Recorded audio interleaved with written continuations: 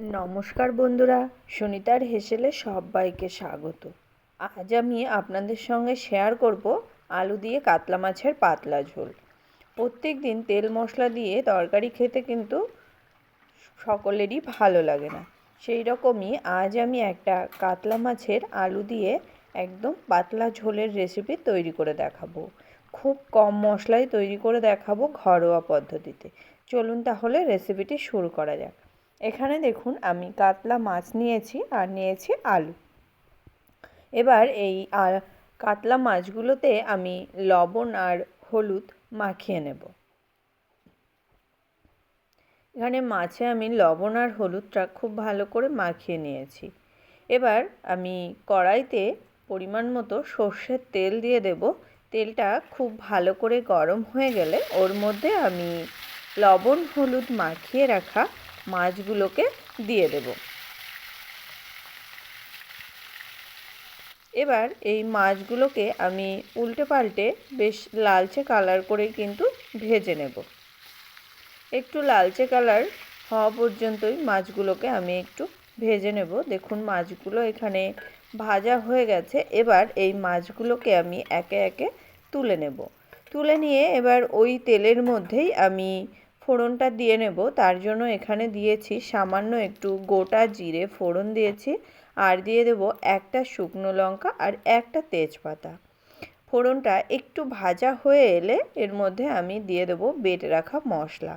এখানে আমি আদা আর জিরে শিলনোড়াতে মিহি পেস্ট করে নিয়েছি। সেই আদা আর জিরে বাটা এখানে আমি দিয়ে দিয়েছি। এই রকম পাতলা ঝোল রান্না করার জন্য কিন্তু বাটা মশলা দিয়ে রান্না করলে টেস্টটা খুব ভালো আসে আর ঝোলটাও কিন্তু খুব ভালো হয়। এবার আমি এই মশলার মধ্যেই কেটে রাখা আলুগুলোকেও দিয়ে দিয়েছি। খুব ভালো করে একটু আলুর সঙ্গে মশলাটাকে খুব ভালো করে মিশিয়ে নিয়ে এর মধ্যে আমি দিয়ে দেব স্বাদ অনুযায়ী একটু লবণ আর দিয়ে দেব পরিমাণ মতো একটু হলুদ গুঁড়ো। আর এবার হলুদ গুঁড়ো আর লবণ দিয়ে আলুটাকে কিন্তু মশলার সঙ্গে খুব ভালো করে একটু মিশিয়ে নেব। মিশিয়ে নিয়েই এর মধ্যে আমি দিয়ে দেব সামান্য একটু লঙ্কার গুঁড়ো। যে যেমন ঝাল খান সেই অনুযায়ী এখানে লঙ্কাটা ব্যবহার করতে হবে। আপনারা চাইলে কাঁচা লঙ্কা দিয়েও তৈরি করতে পারেন, তো আমি এখানে সামান্য একটু লঙ্কার গুঁড়ো ব্যবহার করেছি। দিয়ে দেব সামান্য একটু জল। এবার খুব ভালো করে আমি মশলাটাকে কিন্তু কষিয়ে নেব। এক প্রকার মশলা কষাতে কষাতে যেন আলুটা খুব ভালো করে সিদ্ধ হয়ে যায় সেই রকমভাবেই মশলাটাকে কিন্তু আমি কষিয়ে নিয়েছি। দেখুন মশলাটা খুব ভালো করে কষিয়ে নিয়েছি। এবার এর মধ্যে দিয়ে দেব পরিমাণ মতো একটু জল। দেখুন পরিমাণ মতো জল দিয়ে দিয়েছি। জলটাও খুব ভালো করে মশলার সঙ্গে মিশিয়ে নেব। মিশিয়ে নিয়েই এর মধ্যে আমি দিয়ে দেব ভেজে রাখা মাছগুলো।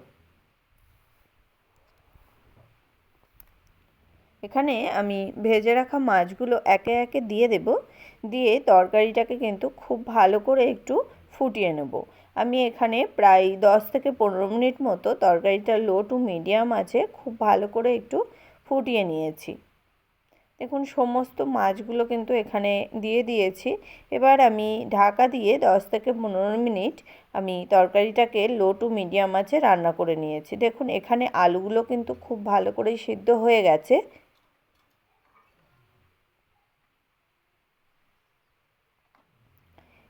এবার এর মধ্যে আমি দিয়ে দেব সামান্য একটু ধনেপাতা কুচি। যেহেতু কোনো রকম কোনো মশলার ব্যবহার করিনি সেই কারণেই আমি এখানে সামান্য একটু ধনেপাতা কুচি দিয়েছি। খুব ভালো করে আবারও একটু মিশিয়ে নেব ধনেপাতা কুচি দিয়ে। মিশিয়ে নিলেই কিন্তু তৈরি হয়ে গেল আমাদের আলু দিয়ে কাতলা মাছের পাতলা ঝোল। দেখুন এটা আমি একদম ঘরোয়া পদ্ধতিতে কম মশলা দিয়েই তৈরি করে নিয়েছি। এটা কিন্তু গরম ভাতের সঙ্গে খেতে অসাধারণ লাগে। তাহলে বন্ধুরা আমার এই আলু দিয়ে কাতলা মাছের পাতলা ঝোলের রেসিপি আপনাদের কেমন লাগলো অবশ্যই কিন্তু কমেন্ট করে জানাবেন। যদি ভালো লেগে থাকে তাহলে একটা লাইক করবেন আর সাবস্ক্রাইব করে পাশে থাকার অনুরোধ রইল।